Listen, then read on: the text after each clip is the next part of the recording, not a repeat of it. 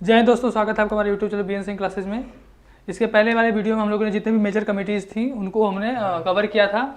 इस वीडियो में हम लोग माइनर कमेटी जो कॉन्स्टिट्यूएंट असेंबली जो मतलब संविधान बनाने की जो प्रोसेस के अंतर्गत जो माइनर कमेटीज़ थी, जो छोटी कमेटियाँ समितियाँ थी, उस पर हम लोग आज बात करेंगे। ठीक है, देखिए सबसे पहले जो इंपॉर्टेंट है वो है आपका फाइनेंस एंड स्टाफ कमेटी। ठीक है, वित्त एवं कर्मचारी समिति था, इसके हेड थे डॉक्टर राजेंद्र प्रसाद। ठीक है, इसमें तो कुछ मतलब ज़्यादा बात करने की बात नहीं है, सीधे सीधे हम लोग जो इंपॉर्टेंट कमेटीज़ हैं वो और उसके जो हेड थे उनके बारे में हम लोग सिर्फ मतलब बात करते हुए चलते हैं।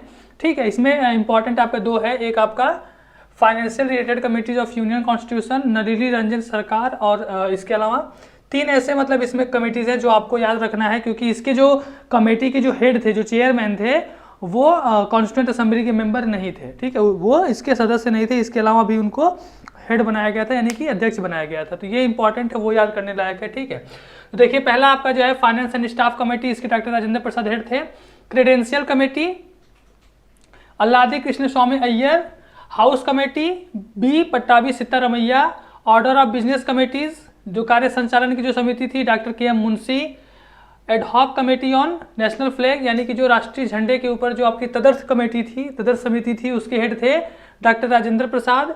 Committee on the functions of the constituent assembly, यानी कि जो संविधान सभा थी उसके संचालन में जो कमेटी बनाई गई थी, उसके हेड थे जीवी मावलंकर। और ये जीवी मावलंकर जो थे आपके जो पहला संसद शुरू हुआ था, जो पहला सत्र था, उसका ये अध्यक्ष थे। ठीक है, स्पीकर।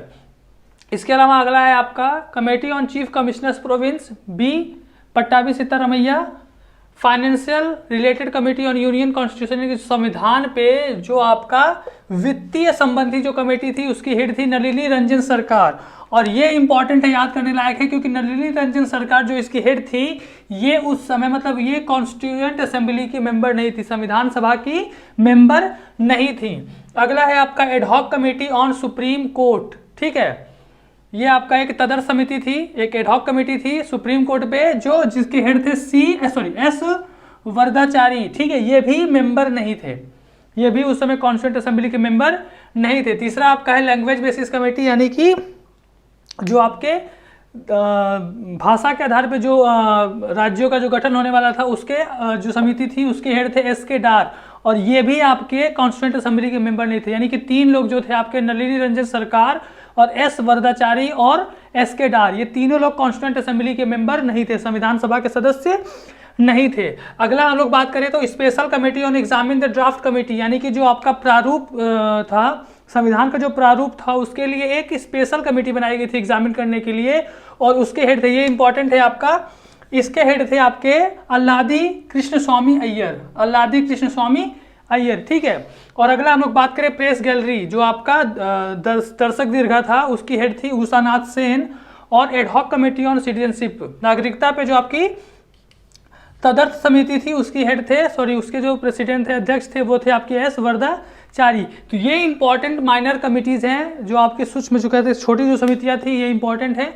इसके आगे हम लोग बात करें तो आपका बात करेंगे हम लोग ड्राफ्ट कमेटी के बारे में। ड्राफ्ट कमेटी जो आपकी एक इंपॉर्टेंट मेजर कमेटी थी, ड्राफ्ट कमेटी के बारे में, ड्राफ्टिंग कमेटी के बारे में हम लोग बात करते हैं। देखिए ड्राफ्टिंग कमेटी जो थी प्रारूप समिति का जो सेटअप किया गया था, जो गठन किया गया था, वो किया गया था 29 अगस्त 1947 को। 29 अगस्त 1947 को ड्राफ्टिंग कमेटी का गठन किया गया। और इसका मेन काम क्या था कि जो भारत का जो संविधान था, जो संविधान की जो रूपरेखा थी, जो प्रारूप था, उसको तैयार करना था। ठीक है, भारत के संविधान की रूपरेखा और उसके मसौदे मतलब एक कह सकते हैं कि प्रारूप पूरा बनाना था, एक ड्राफ्ट तैयार करना था, भारत का संविधान कैसा हो। ठीक है, और ये जो आपका ड्राफ्टिंग कमेटी थी, इसके हेड थे डॉक्टर भीमराव अंबेडकर, इसके अध्यक्ष थे। इसके जो मेंबर थे वो थे आपके N Gopal Swami Iyengar, Alladi Krishnaswami Iyer, doctor K M Munshi, Syed Mohammad Sadulla, N Madhavrao. देखिए ये जो आपके एन माधवराव थे, इन्होंने जगह ली थी बीएल मित्र की। ठीक है, ये जो आपके बीएल मित्र थे, ये अपने स्वास्थ्य कारणों की वजह से, हेल्थ रीजन की वजह से इन्होंने इस्तीफा दे दिया था, तो इनकी जगह एन माधव राव को इस कमेटी में जगह दे दी गई थी। अगले थे आपके टीटी कृष्णमाचारी। ठीक है, ये भी आपका डीपी खेतान की जगह लिए थे। डीपी खेतान जो थे, इनकी डेथ हो गई थी, इनकी मृत्यु होने की वजह से इनकी जगह को टीटी कृष्णमाचारी आए। तो ये टोटल आपके मेंबर और अध्यक्ष हैं। ठीक है, अब सबसे बड़ी बात करें कि देखिए सबसे पहले जो भी मतलब जितनी भी कमेटियाँ बनी थी, जितनी भी समिति बनी थी संविधान सभा के अंतर्गत, उन सभी समितियों ने जो भी सुझाव दिए, जो भी बातें बताई, जितनी भी उसके सुझाव और जितने भी रिकमेंडेशन थे, सबको मिला के जो ड्राफ्टिंग कमेटी थी, जो आपकी प्रारूप समिति थी, इसने जो अपना पहला ड्राफ्ट तैयार किया वो तैयार किया फरवरी 1948 में, और ये पहला ड्राफ्ट पब्लिश किया गया। ठीक है, और पब्लिश करने के बाद इसे 6-7 महीने का टाइम दे दिया गया कि जो भारत की जनता है वो इसे जाने समझे और जो भी टिप्पणी करना है, जो भी बात है, उसके सलाह मशवरा शिकायत जो भी है वो बताए। ठीक है, तो 6 महीने के अंतर्गत 7 महीने के अंतर्गत जो भी जनता के द्वारा जो भी शिकायत सुझाव इन सबको जो भी मिले हैं ड्राफ्ट कमेटी को, उस सभी सुझाव और शिकायतों के आधार पर फिर अगला जो आपका दूसरा जो आपका वो कह सकते हैं ड्राफ्ट जो पब्लिश किया गया था वो किया गया था अक्टूबर 1948 में। ठीक है, और इसे बनाने में मात्र 6 महीने से भी कम समय में बना दिया गया था। और इसके अंतर्गत टोटल जो मीटिंग आई थी आपकी, जो टोटल जो इनके बीच में मीटिंग हुई थी वो थी आपकी टोटल 141। तो जनता कैसे जानती थी, जनता तक कैसे बात जाती थी? नहीं मतलब जनता तक बात कहने का मतलब ये है कि जो ये ड्राफ्ट जो थी वो पब्लिश की गई ना, गैजेट ऑफ इंडिया जो भारत का जो न्यूज़पेपर और इन सब के अंतर्गत जो चीज़ें थी उसके अंतर्गत ये मतलब इसमें वो प्रिंट किया गया ना, जो भी न्यूज़पेपर था, जो भी मतलब गवर्नमेंट ने लोगों को तक प्रोवाइड करवाया वो चीज़ों को।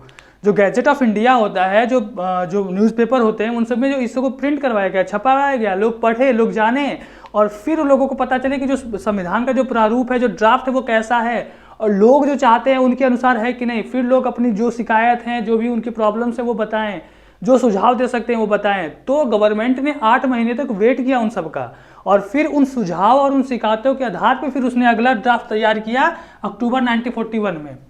ठीक है, तो वो सब अपने रिप्रेजेंटेटिव से कहते होंगे ना? हाँ, मतलब अगर वो अपनी जो भी उनकी प्रॉब्लम्स होगी, जो भी उनकी बात होगी, एक तो उनके अपने रिप्रेजेंटेटिव के थ्रू, लेकिन जबकि जो रिप्रेजेंटेटिव थे वो डायरेक्टली जनता के द्वारा नहीं चुने गए थे ना, तो इसके थ्रू वो अपनी बात भी वो मतलब किसी ना किसी तरीके से मतलब कह सकते हैं कि अपने रिप्रेजेंटेटिव के थ्रू या लेटर के माध्यम से या इन सब के माध्यम से वो सरकार को अवगत कराते रहते थे समय समय पे। ठीक है, थैंक यू, जय हिंद।